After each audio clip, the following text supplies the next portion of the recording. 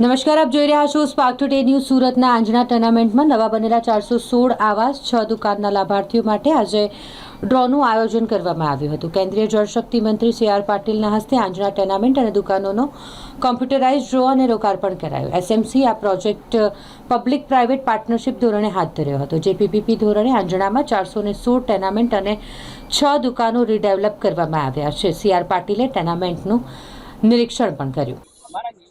માનનીય પ્રધાનમંત્રી શ્રી નરેન્દ્ર મોદી સાહેબે આખા દેશમાં દરેકે દરેક વ્યક્તિને પોતાનું મકાન હોવું જોઈએ એવા સંકલ્પ સાથે આગળ વધી રહ્યા છે અને એના કારણે કરોડો મકાન બની ગયા છે અને નવા લગભગ 4 કરોડ મકાનો બનાવવા માટેનો સંકલ્પ પણ એમણે ગયા બજેટમાં કર્યો છે.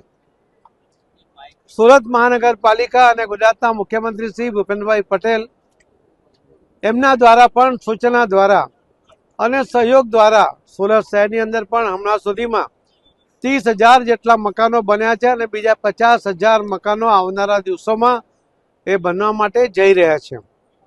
આખા દેશમાં પોપ્યુલેશન અને પ્રોરિટાની દ્રષ્ટિએ જોઈએ તો સૌથી સારી ક્વોલિટીના સૌથી વધુ મકાનો બનાવવા માટેનો પ્રયત્ન સુરત મહાનગરપાલિકા કરી રહી છે.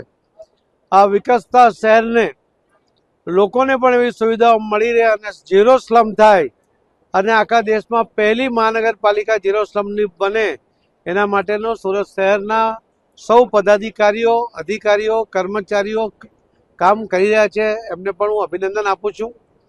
સુરત શહેરને પણ સ્વચ્છતામાં પહેલો નંબર લાવવામાં સુરતના શહેરીજનોના સહયોગ સાથે સુરતના સ્વચ્છતાના કર્મીઓએ પણ જે મહેનત કરી એ 6,000 કર્મીઓને પણ નોંધ લઈને એમનો આભાર માનીને આ જ રીતે આ સ્વચ્છતામાં સુરત શહેર સતત પ્રથમ રહે એવી અપેક્ષા પણ રાખું છું. ફરીથી આ નવા મકાન આજે મેળવનાર સૌને કે જેમને લગભગ પોતે જે જૂના મકાનો હતા એમાં 40% વધારો થયો છે.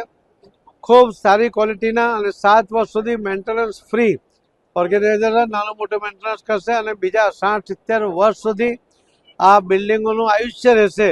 એટલે લગભગ 4 પેઢી સુધી આ મકાનો ચાલે એ પ્રકારના